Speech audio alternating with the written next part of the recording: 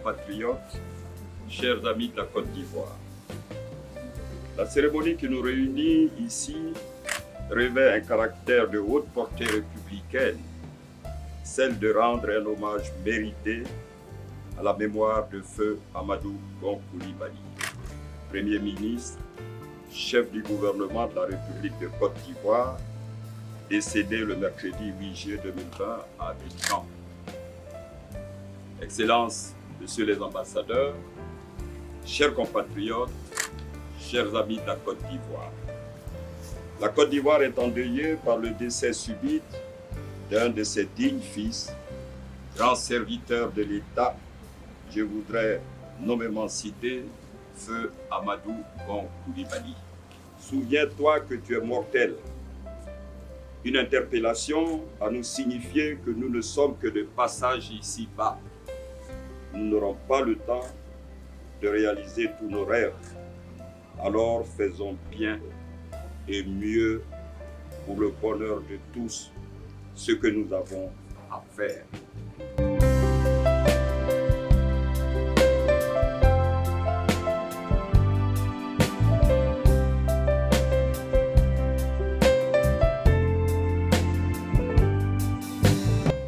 Monsieur Coulibaly, le représentant des étudiants ivoiriens à Rabat. Alors, Monsieur Coulibaly, nous venons d'assister tout à l'heure à un vibrant hommage de la part de l'ambassade à son Excellence, Monsieur le Premier ministre, l'ex-Premier ministre, Monsieur Amadou Gon Coulibaly, qui nous a prématurément quittés. Alors, quelles sont vos impressions aujourd'hui, étant le responsable des étudiants ici au Maroc? Mes impressions sont d'abord des sentiments de douleur, de peine et de déception. Voilà pourquoi nous sommes venus aujourd'hui rendre un vibrant hommage au feu Premier ministre, son Excellence M. Amadou Gon Coulibaly. C'est vraiment pas du tout facile. Que son âme repose en paix et que Dieu l'accueille dans son paradis. Merci beaucoup. Alors, quels sont vos sentiments aujourd'hui par rapport à cette disparition? C'est un sentiment de tristesse. La Côte d'Ivoire est en deuil. Depuis la Côte d'Ivoire, c'est la première fois que la Côte d'Ivoire perd un Premier ministre en fonction. Notre Premier ministre est un homme vaillant, c'est un brave homme. C'est quelqu'un qui est mort les armes à la main, comme l'ambassadeur l'a dit tout à l'heure lors de son allocution.